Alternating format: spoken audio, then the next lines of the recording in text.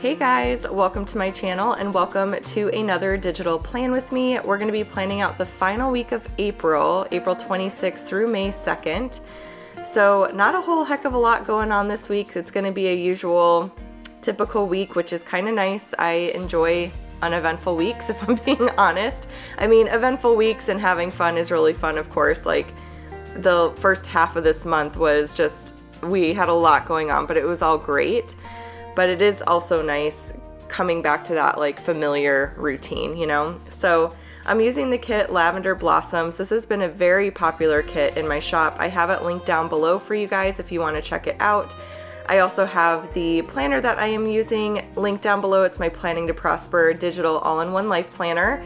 So my Etsy shop, everything is linked down below. And in a week from today, no, two weeks from today, my June kits will be releasing in my shop. So that is very exciting. It's kind of crazy to me too that I was working on my June kits a little bit last night and I was like, how am I working on June kits already? Like this is just, it's so crazy how fast the year is going by. But anyways, I wanted to chat a little bit today about a theme I've noticed this week just with my conversations with my students. I work for a online university as a mentor for MBA students, and also some comments I've received on YouTube videos. And then this morning I actually watched on Instagram, Sarah, she goes by, I think it's Authentically Simplistic.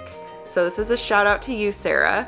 But she was talking about the importance of breaking down, you know, kind of big goals into smaller pieces.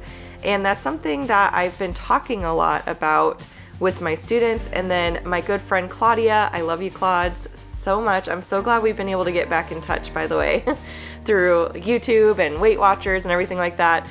Claudia and I served in AmeriCorps together, which is like a domestic Peace Corps, and we have lots of great memories together.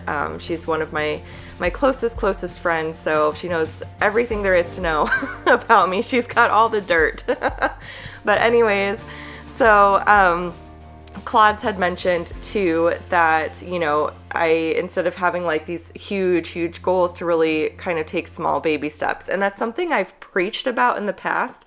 And I feel like it's something I have not been practicing at all. So if you are new here and you have no idea like where this is all coming from, I'm on a journey currently to lose over 100 pounds. I believe it's like 116, 117 altogether.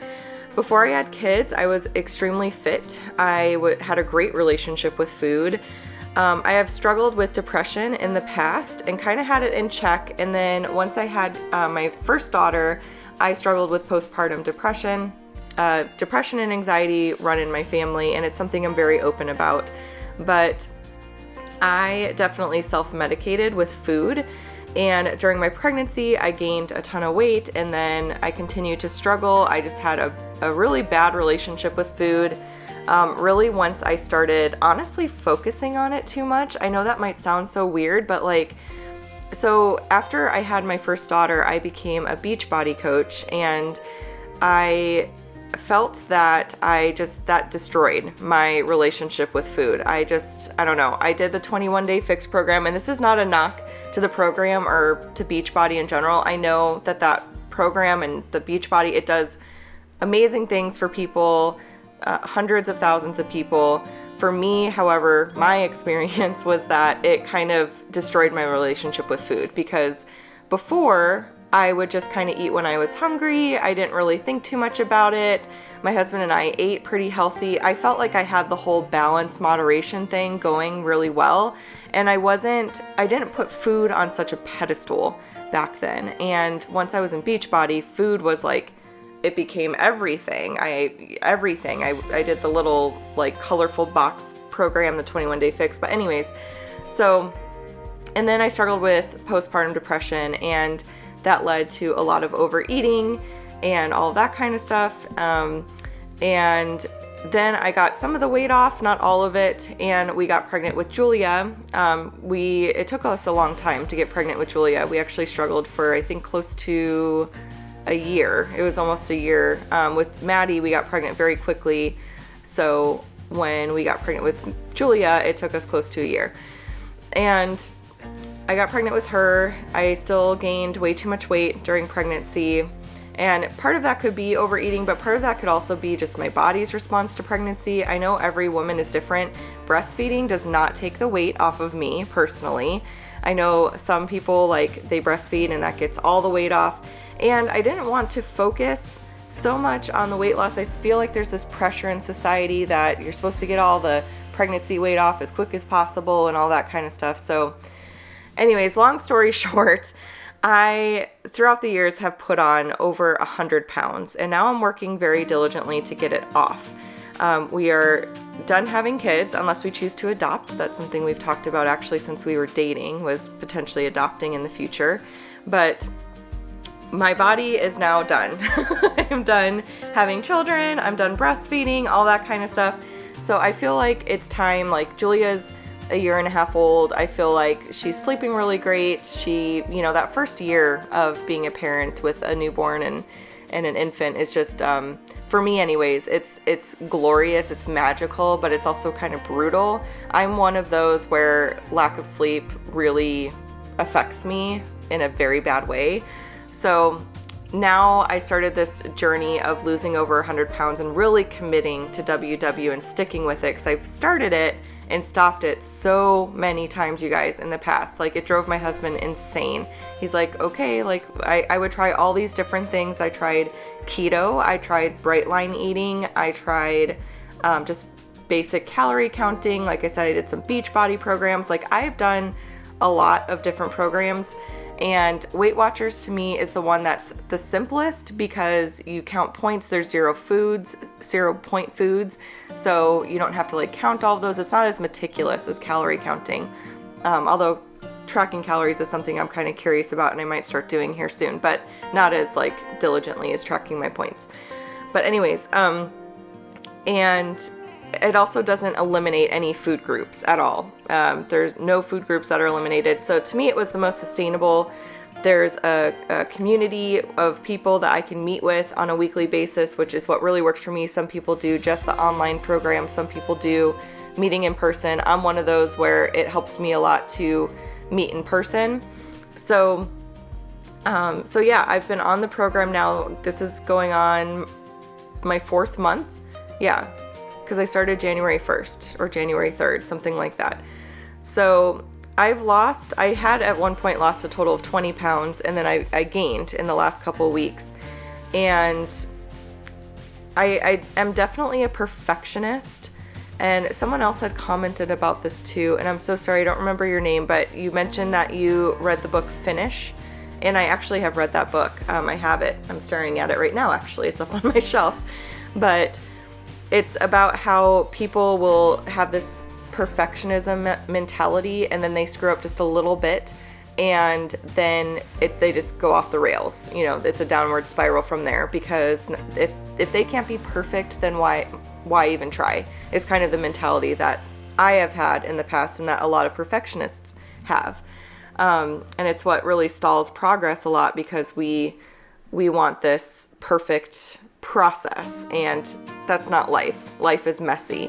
So this has really steered a lot of conversations with my students and has really got me thinking about just the importance of the small steps, because I think it's important to have like that big goal in mind. I'm going to lose over 100 pounds, but if I constantly like focus on that as my goal versus just today I'm going to track all my points. Just today I'm going to get all my water in. Just today I'm going to avoid gluten, or I'm going to avoid sugar, or whatever it may be, whatever your goal is.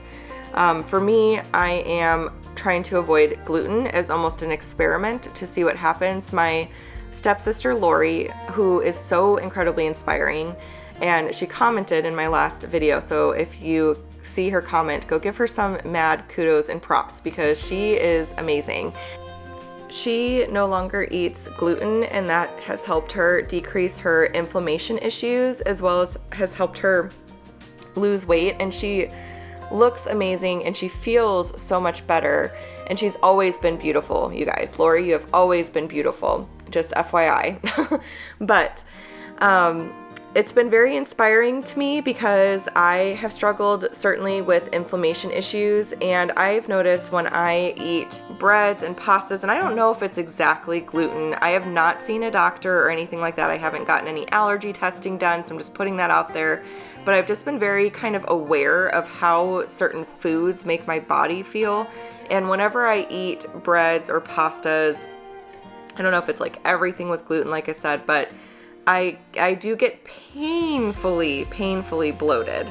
That is one thing I've noticed. If I eat a bowl of pasta, first of all, I'm hungry like an hour later. It does not fill me up, and I get just extremely bloated. So I kind of wanted to experiment and see how my body would react to not having those things. And not having bread is kind of a simple thing for us, and even pasta really, I feel like I'm not really giving up a ton, other than like when we do go out to eat, because obviously like we get pizza or we get burgers, or I don't know, we get like fried chicken or things with breading on them.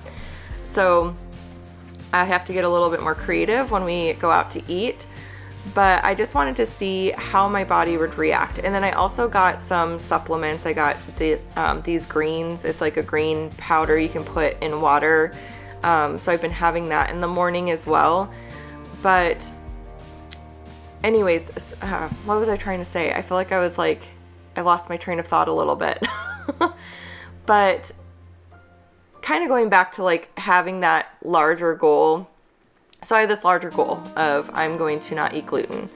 And my good friend Claude's, she mentioned like you might want to, just try like one thing, like go without bread or whatever it may be. So this whole week I have been going without bread and pasta, and so far so good. So far I feel great. I feel like I'm still recovering from all of the eating out we did this past weekend. If you guys saw my weekly check-in video, you'll see we ate out a lot this past weekend, and I feel like my body is still working its way through that. Plus, I am about to start my period once again. So it's amazing how fast that rolls up. So I am bloated, but I feel like I'm not as bloated as I would normally be if I were still eating those things. And I've been very, very good about drinking my water. But in Sarah's Instagram story from Authentically Simplistic, let me make sure I'm getting that right, Sarah. I want to make sure people can find you. But Authentically Simplistic. So she had mentioned like taking the day hour by hour and not like sometimes just having to break it down in that way.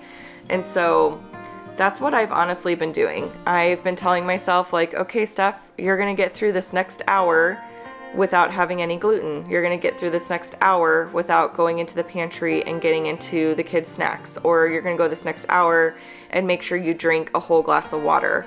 I've been kind of breaking it down that way, and it makes it way less overwhelming, and it is all about those small steps leading up to big progress. We make these small changes and they feel like nothing, but then they lead to big results.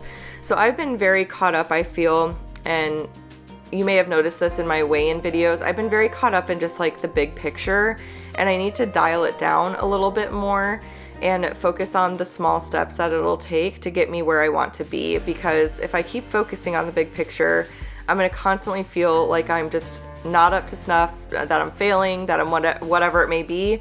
So I wanted to talk about this today just to kind of encourage those who may be struggling with this, where it may feel so daunting to have a large amount of weight to lose, or maybe you want to start a new business, or maybe you want to declutter your entire house, or whatever your goal is, whatever that big goal is, you want to pay off all your debt, and you get really caught up in that big goal, and it feels like it's just never going to happen, and it can lead to like this kind of defeated mentality. At least it does for me, where it's just so overwhelming that I'm just kind of like, I just don't even want to try, like it just, yeah.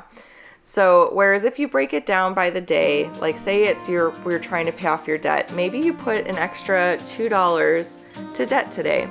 Maybe you don't eat out like you had planned on and you eat at home. So you save that money and that money can go to debt. Or maybe you are more conscious of turning your lights off to save on electricity or water or whatever it may be. Just doing those small things do add up over time. They really, really do. I think of how fast this year has been flying by, and I'm like, Steph, imagine if I had, I mean, not to discredit everything I've done since the beginning of the year, but if I had not had that perfectionist mentality, and I honestly did, I went on a downward spiral. After Easter, I was just like, I just started feeling the way I felt before I even started the program, where I had a lot of distrust for myself because I would say that I would do something and then I wouldn't do it. And that's another thing. You have to set these small goals so that you can build up trust with yourself, because I think over time, when you start something and you don't finish it, you start creating like a narrative in your head that you're just someone that doesn't finish things, or you're just someone that fails at things all the time, or you're someone that doesn't keep their word or keep their promise. And that dialogue can get into your head. And I'm not a psychologist. I have no training in this at all. This is just based off of like books I've read and then also my own experience. But that mindset can really hold you back, and it's what paralyzes people. Like, there are a couple people I've talked to recently who have been very nervous about starting up a business because they don't know everything. And I heard too, the Budget Mom, she was talking about this the other day because she was showing like her whole warehouse. If you guys are not familiar with the Budget Mom, she's great. I've watched her videos in the past and she's got a lot of knowledge and stuff. She's got a channel here on YouTube, and then she also has an Instagram account. But she was talking about like showing her big warehouse, and then she was talking about where she started. And she started, like, she said she delayed starting her YouTube channel for so long because she felt like she had to have all the perfect equipment. And I see in the comments a lot on my videos or other videos of people that are like, yeah, I kind of want to start a YouTube channel. And I started with my phone. The Budget Mom started with her phone. A lot of us YouTubers start with our phones, I've realized. We all have a very similar story. We're not starting out with all this fancy equipment. And so don't feel like you have to have all the ducks in a row and that you have to have the perfect plan. And I'm kind of talking to myself here too, just so you know. You don't have to have the perfect plan, the perfect structure, the perfect routines to make progress. You don't have to like have all that. You just have to make the best like next choice or decision, like the right choice and decision. So I have not eaten yet today. I just got started drinking water. It's about 9:30. I'm filming this Thursday morning. Andrew's at the gym, and you know, I could order DoorDash if I want to. Or, because that's what I've done in the past, to be honest with you. I was very sneaky when it came to food, and this is something I'll talk about again in the future, but it created like mistrust and stuff with my marriage even, because I was literally acting like an addict with food.